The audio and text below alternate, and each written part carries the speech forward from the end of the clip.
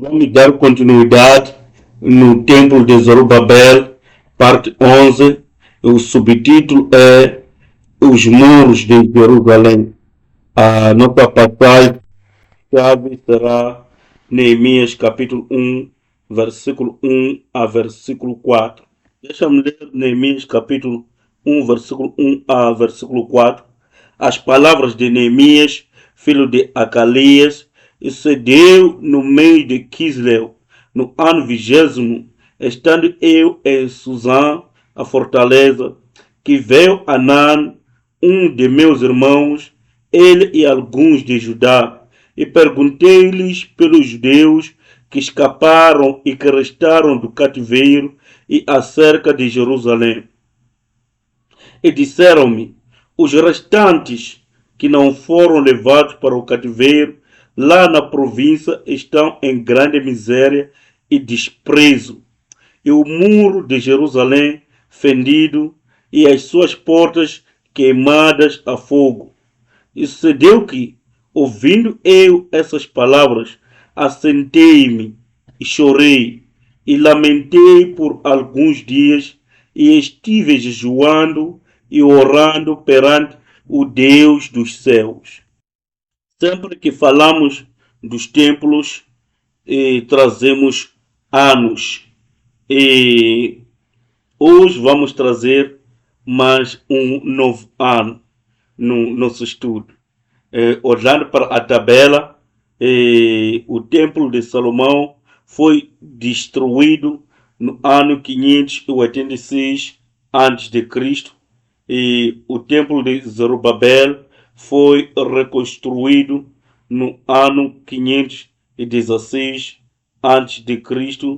e os muros de Jerusalém foram completados no ano 444 a.C.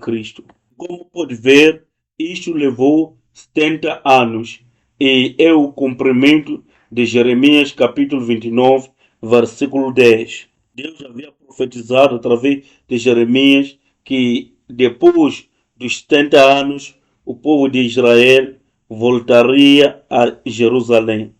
Isto não falava acerca do período do exílio na Babilônia, mas do período da destruição do templo até a sua reconstrução.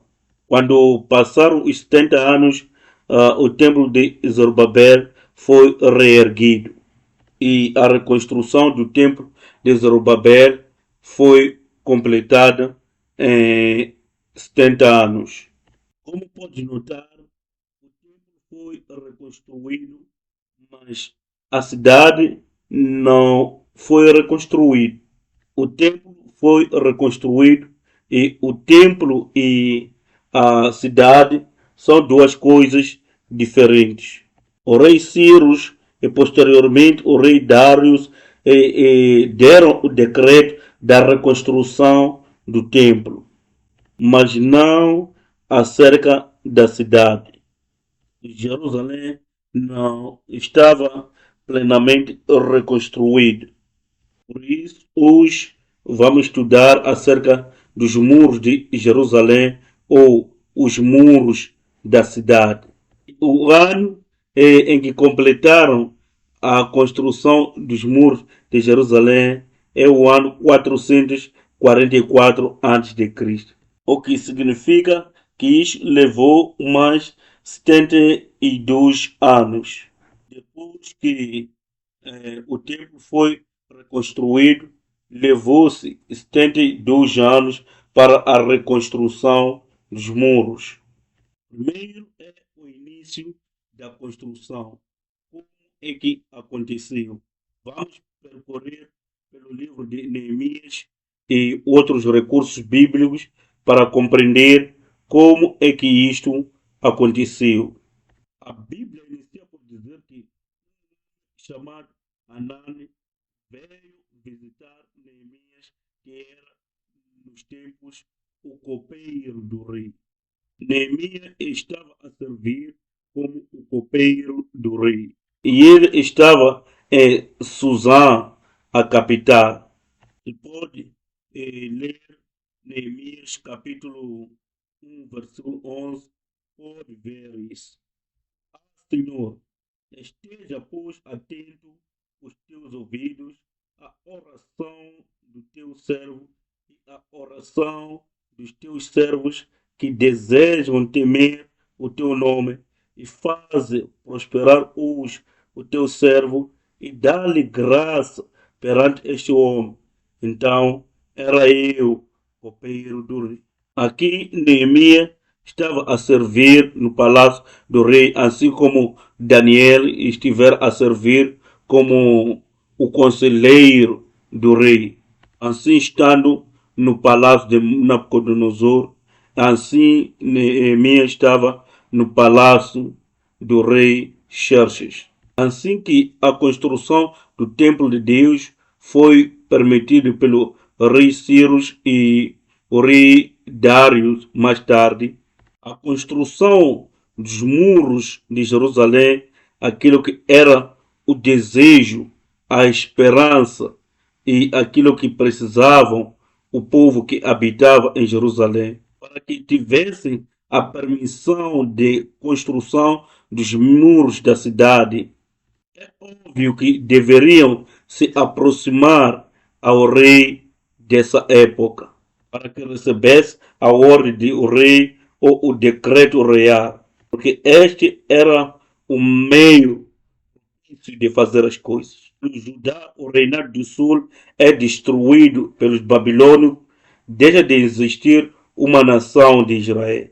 Eles já estão automaticamente colonizados, estão sendo escravizados por estas nações estrangeiras. Se eles tentassem reconstruir o templo de sua própria iniciativa ou a cidade de sua própria iniciativa, era fácil de ser mal entendidos. E o governo poderia ver este tipo de ações como formas de traição. Estes imperadores não querem ver os seus colonos ajuntando-se e ajuntando dessa maneira o seu poder. Hoje isso pode se tornar um risco para os seus reinos. Nesses tempos, mesmo quando o templo de Jerusalém foi reconstruído, ainda que o povo tenha sido permitido para voltar à sua terra, para que voltasse a Jerusalém e reconstruísse a sua cidade, para que isso acontecesse de uma forma certa, eles deveriam voltar ao rei para receber o decreto real. O rei daqueles tempos era o rei Xerxes. Já mencionei no tempo do rei Cyrus, o tempo de Dário, estava lá o Daniel. E o Daniel trabalhou como o sábio e deu oportunidade a estes reis de ler as escrituras. E o Cyrus encontrou o seu nome profetizado nas escrituras e todas estas coisas. E o Anan pensou que assim que o Neemias é o copeiro do rei, Anan pensou que ele era o homem ideal para mudar o coração do rei. E Anan pensou que Neemias, como tinha a proximidade com o rei, era o homem ideal para que mudasse o coração do rei acerca da construção dos muros. É por isso que este homem, Anan, viajou a partir de Jerusalém até a capital, Suzã, onde se encontrava trabalhando o Neemias, para que pudesse se encontrar com ele. A questão é, quem é este Anani? A Bíblia diz que é o irmão de Neemias. É o irmão de Neemias. Prestar atenção nos primeiros versículos diz: as palavras de Neemias, filho de Acalias, sucedeu no mês de Quisleu, no ano 20, estando eu em Suzã, a fortaleza, que veio Anani, um de meus irmãos, ele e alguns de Judá. Diz Anan é um dos meus irmãos. Olhar para Neemias capítulo 7, versículo 2, diz que eu coloquei Anã, o meu irmão. Desta forma, Anã é o irmão de Neemias. O termo hebraico traduzido aqui como irmão pode referir-se aos irmãos físicos, assim como aos irmãos por causa da época em que cresceram juntos, talvez estudaram juntos, ou por causa da amizade, ou por causa da aproximação. Dizer, este é meu irmão, não no sentido literal da palavra, quer dizer, não sendo o irmão físico, mas sendo o irmão por causa dessa aproximação. Mas também pode ser irmão por causa daquilo que é o nascimento, ser irmão biológico. Mas a Bíblia continua dando ênfase de que Anã era irmão de Neemias. E isto nos faz entender que Anã era irmão físico de Neemias. Desta forma, Anã era irmão de Neemias e viajou para visitar o seu irmão.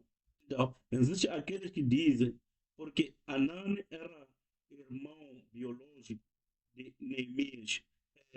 Isso faz sentido de que ele teria viajado esta longa distância, vindo procurar ajuda a Neemias. E é natural, se você tiver um irmão que tem um sucesso, vamos dizer que esse irmão chegou a atingir o cargo do presidente, sabe, se tornou um CEO de Samsung ou do Google, tornou-se uma grande pessoa, uma grande figura. Ele está ganhando muito dinheiro e tem traços de grande reputação. Se você estiver uma certa necessidade, estiver em um certo aperto, é natural que corra para o seu irmão. Ele é teu irmão. E pedir esta ajuda. Por isso, algumas pessoas tendem a dizer: isto tem a ver com o Anã que veio pedir ajuda no seu irmão biológico, que é Neemias. Existem aqueles que dizem: se esta fosse a ocasião, isso deveria estar escrito na Bíblia. Mas existem aqueles que dizem: quem sabe esta é que era a vontade de Deus, o plano de Deus. O procurar e o visitar Neemias e o pedir esta ajuda. Não podia ser apenas pelo requerimento de Neemias. Isso deve ter sido através da palavra de Deus, a vontade de Deus, os propósitos de Deus. Como é que podemos encontrar esta pista da Bíblia? Vamos nos voltar para Neemias capítulo 1, versículo 11. E esta palavra Anã significa revelar o seu nome.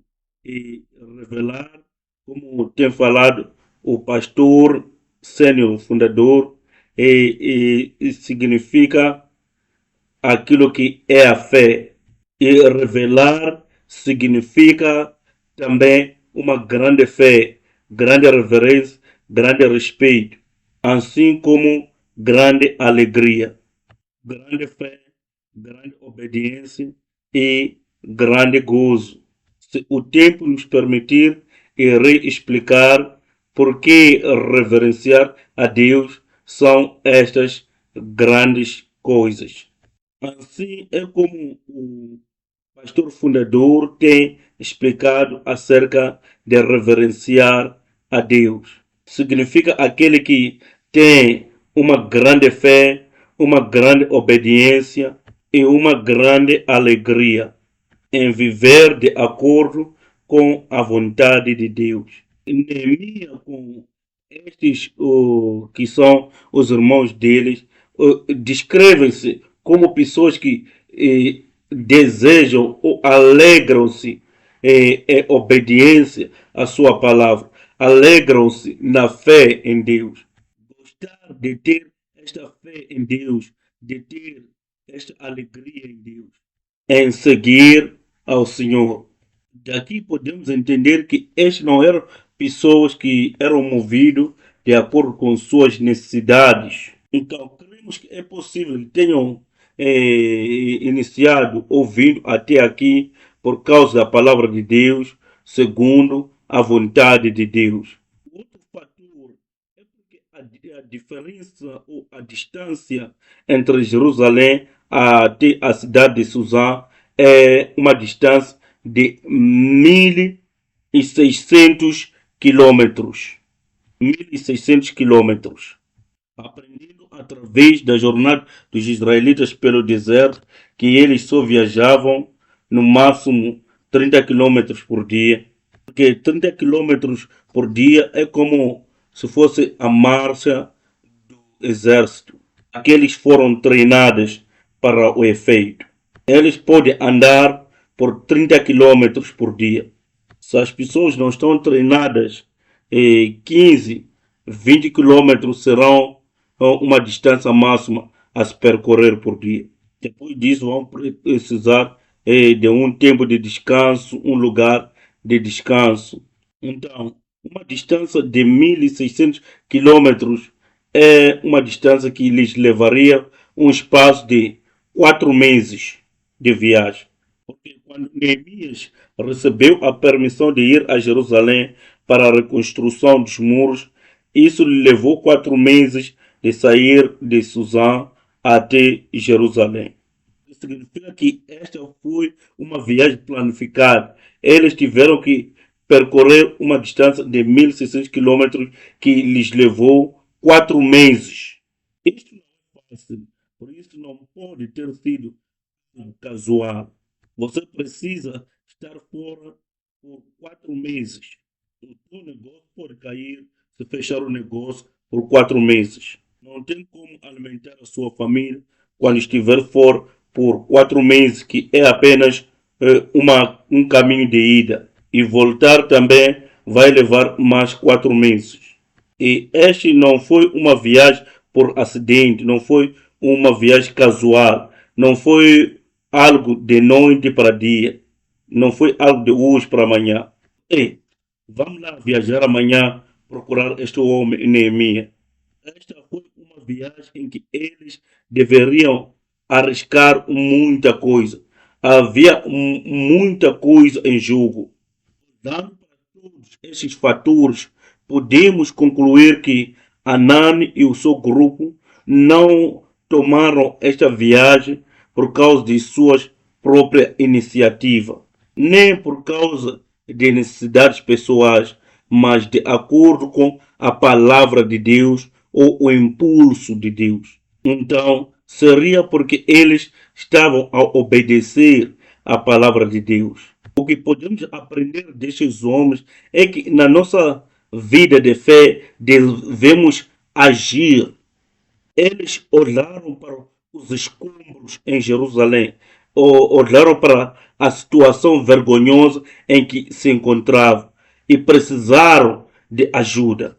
Eles talvez oraram e jejuaram acerca do assunto da construção de muro, mas se Anani e seus amigos não tivessem levantado para agir, terem arriscado tudo e viajar para Suzã e se encontrar com o Neemias, nada teria acontecido. Por isso notamos que o Anan era o homem de ações, o homem executivo.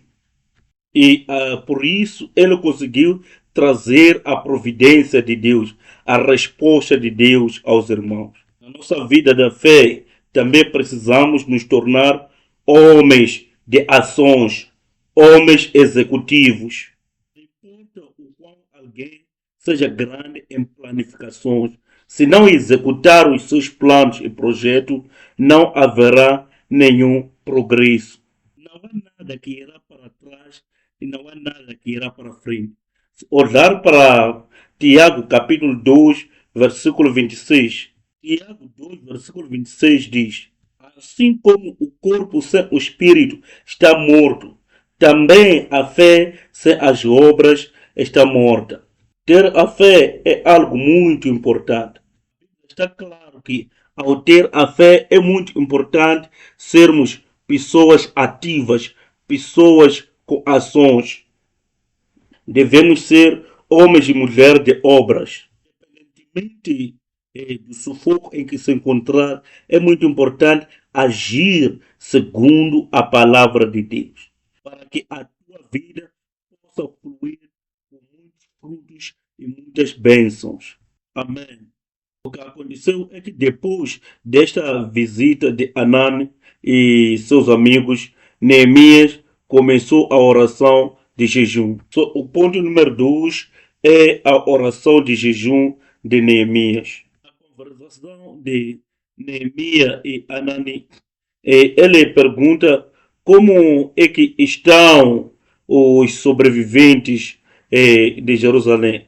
E Anani responde ainda que o templo tenha sido reconstruído, os muros de Jerusalém estão em ruínas. Assim sendo, a cidade ainda não foi tocada. Os muros da cidade estão em ruínas e os portões da cidade foram queimados. O coração de Neemias foi quebrantado e começou a orar e a jejuar. Olhar para o versículo 3 e 4 diz: E disseram-me, os restantes que não foram levados para o cativeiro, lá na província, estão em grande miséria e desprezo, e o muro de Jerusalém fendido e as suas portas queimadas a fogo. E sucedeu que, ouvindo eu essas palavras, assentei-me e chorei e lamentei por alguns dias, e estive jejuando e orando perante o Deus dos céus. Começou a oração de jejum pela restauração de sua nação, por todo o povo e pela toda a cidade de Jerusalém.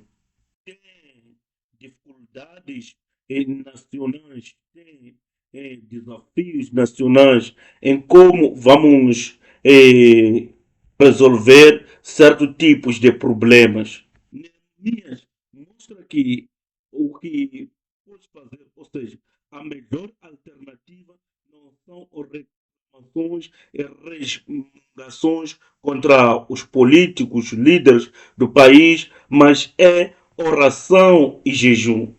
Este é o único meio de avançar. No nosso caso, poderíamos dizer: mude o líder e tudo vai mudar. Não importa quantas vezes os líderes são substituídos, a corrupção sempre está lá.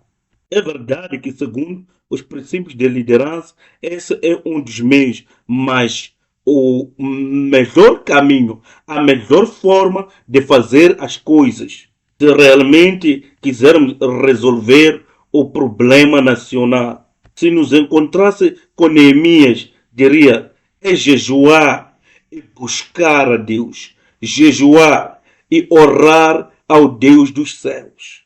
Se nos encontramos com um problema global, por exemplo, a situação de Covid-19, e se dizer que vamos fechar o nosso país, vamos fechar, vamos resolver, e o outro país vai abrir e vamos recomeçar do zero.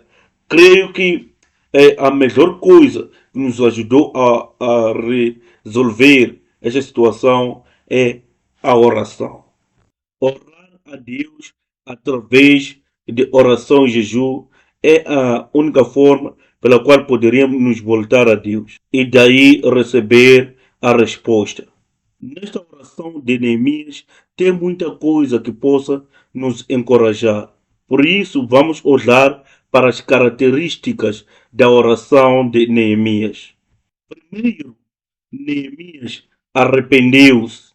Neemias decidiu orar e jejuar, e a primeira coisa que faz é arrependimento. Será que tem alguma coisa errada que Neemias tenha feito neste cenário? Não há nada aparente.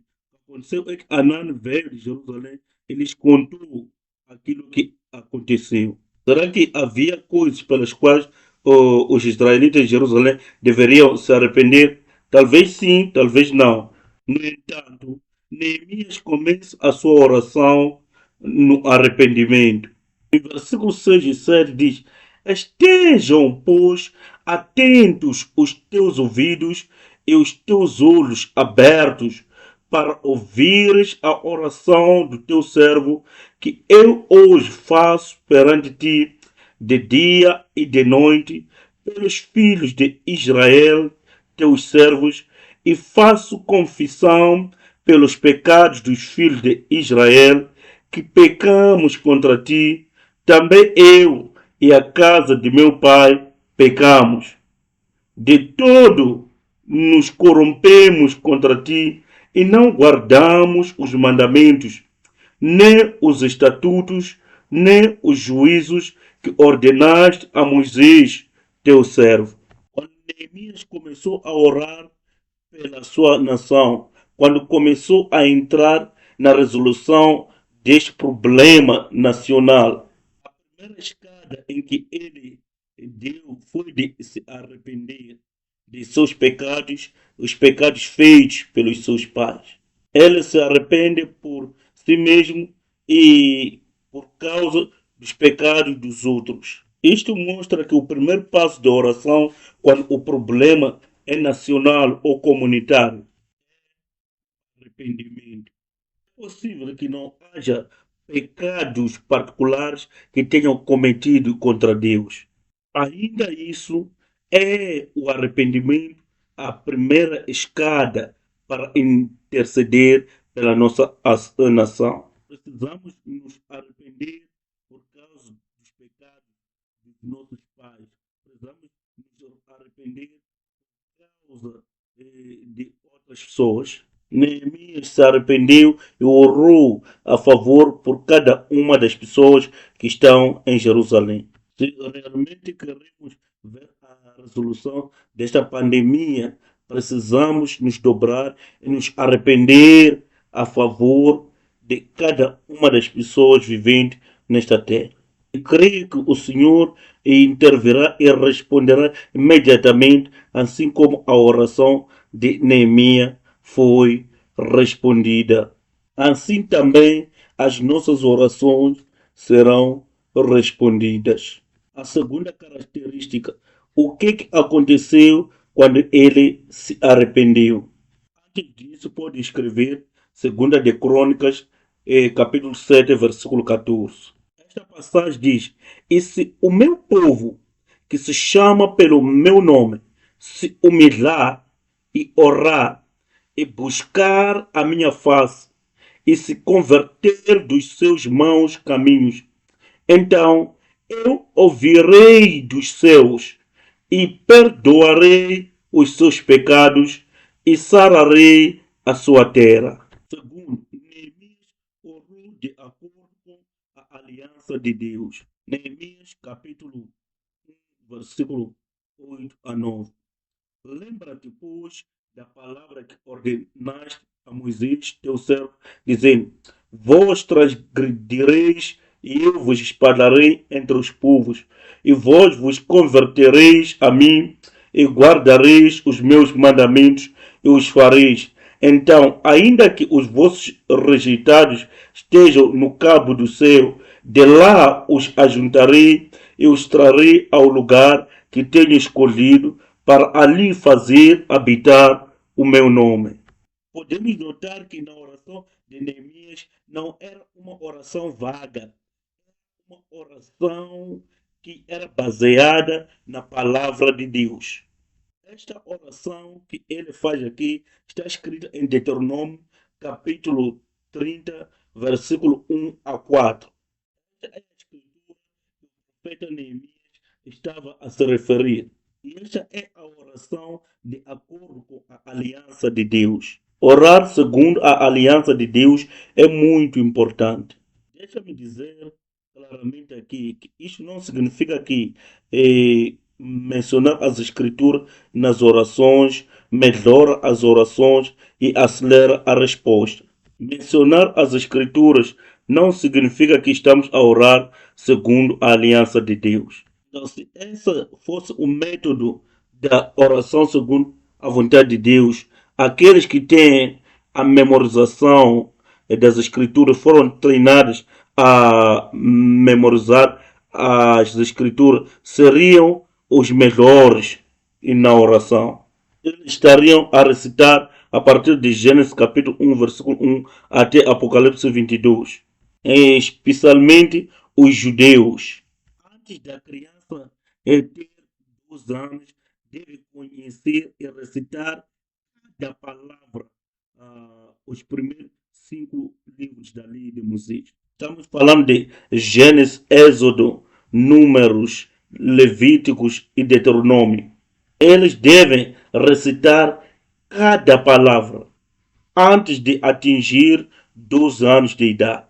Estou a pedir-me escutar bem. Não estou a dizer que o recitar as escrituras, quando estiver em oração, se conseguir se lembrar das escrituras, é bom. Se memoriza as escrituras, isso é muito bom. Se consegue mencionar as escrituras nas tuas orações, isso é muito bom. Mas isso não quer dizer que o mencionar as escrituras na oração é orar segundo a aliança de Deus. Não importa quantas escrituras você menciona na sua oração. Se não entende os caminhos de Deus, se não entende a vontade de Deus, essa não é uma oração segundo a sua aliança. O que é importante na oração de Neemias é que ele entendia aquilo que é o caminho de salvação de Deus, o caminho da redenção de Deus. E ele diz: Deus, tu prometeu que irá nos salvar. Tu prometeu que irá nos fazer retornar a Jerusalém e reconstruir a sua cidade. Tu prometeu que irá ajuntar o seu povo em Jerusalém. Este pai já é o tempo. Ele não apenas entendia aquilo que é a vontade de Deus, entendia também aquilo que era o propósito daquela passagem e está a falar de acordo com o tempo, e propósitos e vontade de Deus. E ele está a dizer: por favor, cumpra as suas promessas para nós. Orar segundo a aliança de Deus, como já falei, é entender a vontade de Deus. Precisamos entender a vontade de Deus. Olhar para João capítulo 15, versículo 7.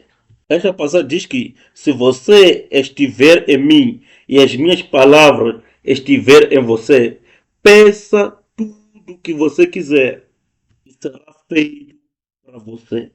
Isso que Jesus falou como a chave da oração.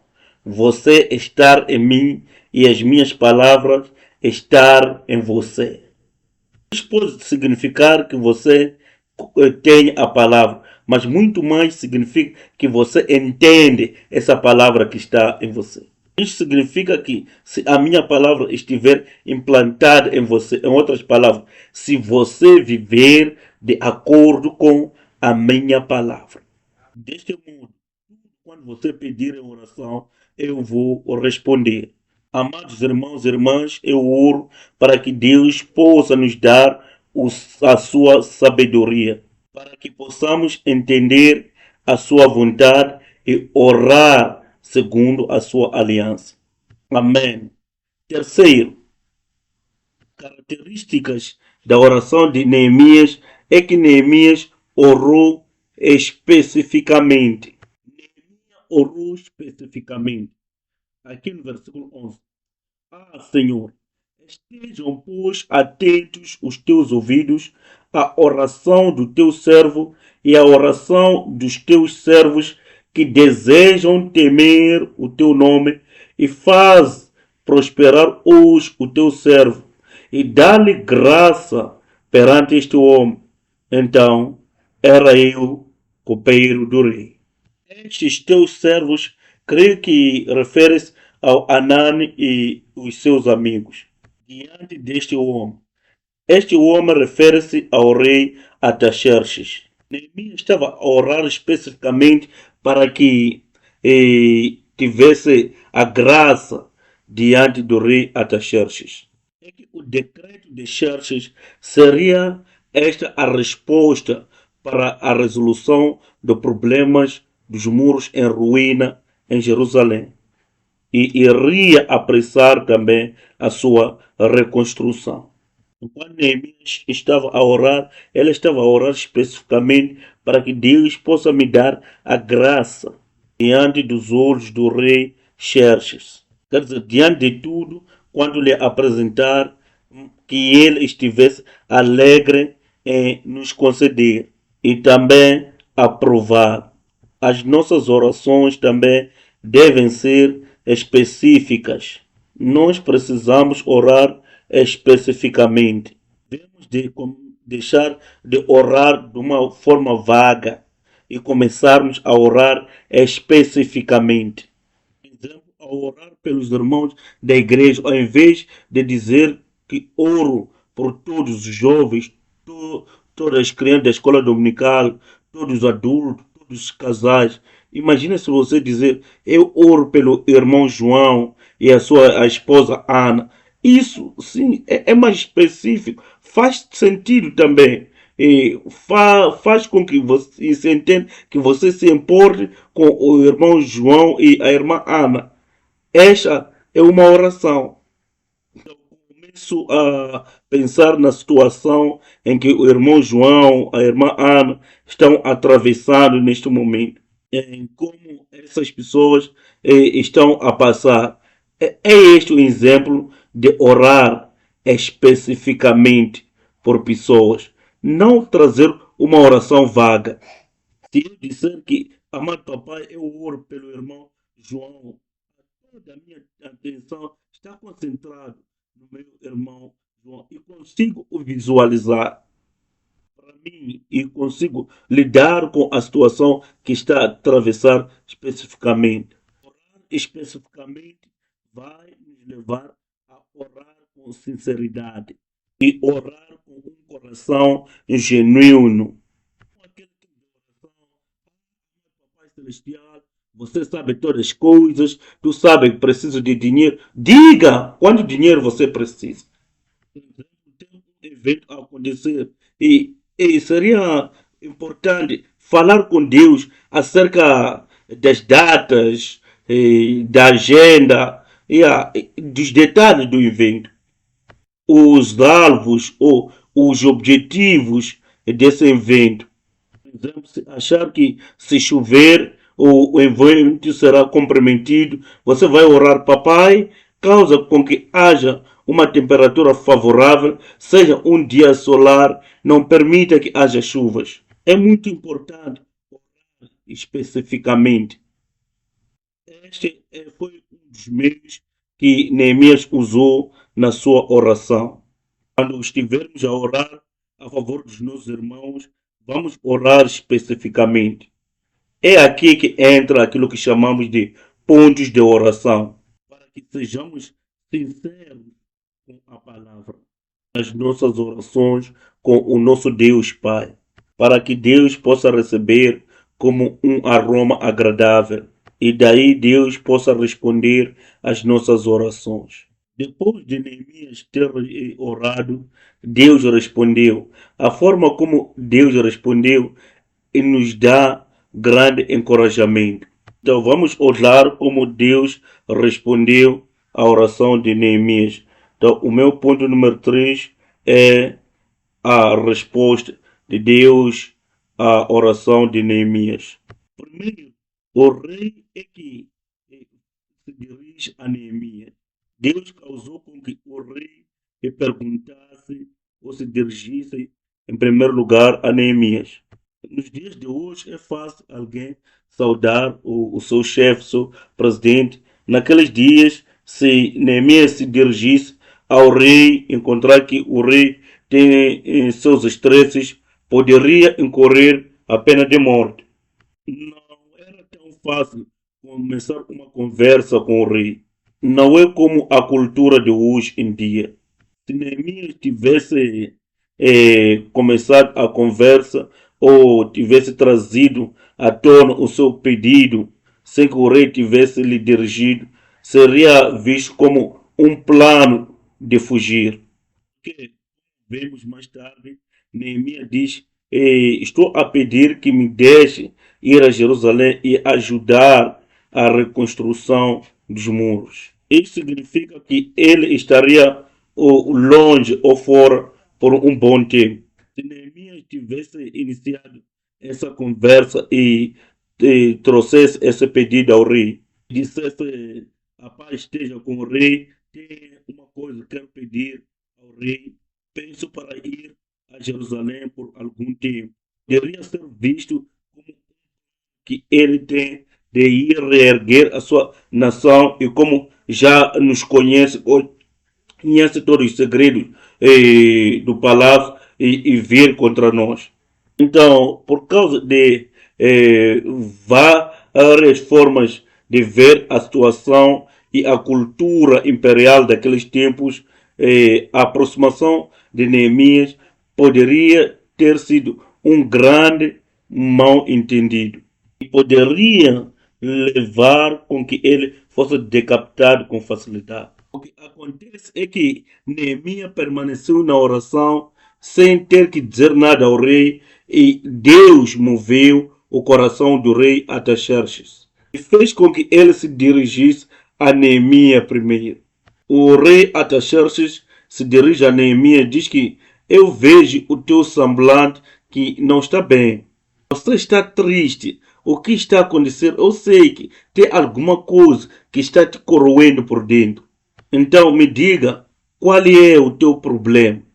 O rei Artaxerxes abre a conversa e diz a Neemias o que está acontecendo. Me abre o jogo. Agora não é Neemias pedindo coisas, é o rei que iniciou a conversa e Neemias está apenas respondendo às perguntas do rei. Ele começa a explicar que a minha casa, a minha cidade, Jerusalém, os muros estão em escombros, os portões estão queimados, as sepulturas dos meus pais de qualquer maneira, por isso o meu coração está entristecido. Este é maravilhoso, o fato de Deus ter tocado o coração do rei e fizesse com que ele iniciasse a conversação com Neemias, aonde a conversa poderia discorrer com facilidade. É assim que Deus trabalha. Neemias capítulo 2, versículo 2 a 4. Não há necessidade mais de ler, porque já expliquei tudo quando se encontra nesta passagem. Deus obra desta forma. O necessário é perseverarmos na oração. O coração do rei teve que ser tocado, começar a favorecer a Neemias. Nós não podemos mudar os corações dos governantes, não importa que tipo de discurso tenhamos. Nós não podemos transformar corações das pessoas, mesmo dos nossos próprios filhos. É Deus que pode ajudar e transformar corações. Quando você se encontrar numa situação em que não há nada que possas fazer, lembre-se, Deus pode abrir o caminho para você. Deus pode transformar as situações. Deus pode mudar corações de pessoas, aqueles que estão contra você ou são chaves para alguma coisa que você precisa. Fazer com que essas pessoas te favoreçam, te apoiem e te ajudem. Veremos nos próximos estudos que o rei Artaxerxes tinha uma ideia contrária com aquilo que era a reconstrução dos muros de Jerusalém. Ele até havia anteriormente decretado que os muros de Jerusalém não poderiam ser reconstruídos. Agora está indo contra a sua própria palavra, está contrariando o seu próprio decreto. Isto não era uma coisa bem fácil.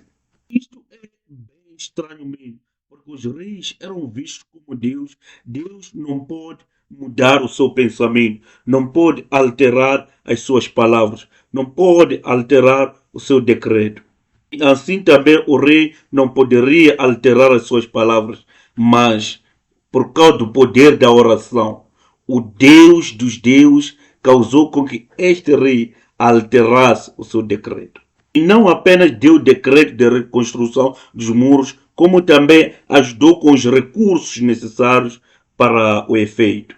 Isto era impossível, mas Deus fez com que fosse possível. Eu oro para que a bênção do Senhor esteja sobre a sua vida hoje. Mesmo que a situação seja impossível, que o Senhor faça com que seja possível. Segundo o que aconteceu, o rei agradou-se em aprovar o pedido de Neemias. Vamos ver isso em Neemias capítulo 2, versículos 5 a 6. E disse ao rei: se é do agrado do rei, e se o teu servo é aceito em tua presença, peço-te que me envies a Judá, a cidade dos sepulcros de meus pais, para que eu a edifique. Então o rei me disse, estando a rainha assentada junto a ele: quanto durará a tua viagem e quando voltarás? E aprove ao rei enviar-me, apontando-lhe eu um certo tempo. Neste estágio, precisamos pensar mais uma vez acerca da responsabilidade de Neemias no palácio. E qual era? Ele era o copeiro do rei. O copeiro não era uma pessoa como o servente nos dias de hoje, onde parava ali com uma jarra quando o vinho acabasse e enchesse. Não. O copeiro nos dias de hoje era uma pessoa que aprovava a comida do rei. Para quê? Para que ele soubesse se alguma alimentação havia sido envenenado ou não. Este é o homem que vai aprovar toda a comida do rei, todo tipo de bebida que é para o rei, para saber se está envenenado ou não. Então, você vai confiar esta tarefa a qualquer um. Esta tarefa é confiada a alguém com a sua própria vida. Deve mesmo ser uma pessoa de confiança. Deve ser uma pessoa confiável que pode receber este tipo de trabalho. Que tal te trair, dizer que não está envenenado enquanto se encontra envenenado? Este tipo de posição era apenas incumbido a pessoas de confiança extrema. E, portanto, não é tão fácil encontrar substitutos. O rei não quer dar essas férias a Neemias. Vai descansar por 3, 4, 6 meses. Era tão difícil encontrar uma pessoa para o colocar naquela posição, porque deveria ser uma pessoa de extrema confiança. E Neemias preenchia esse requisito. Por causa de todas essas explicações já dei, era difícil encontrar uma pessoa que estaria no lugar de Neemias durante o tempo em que ele estaria fora.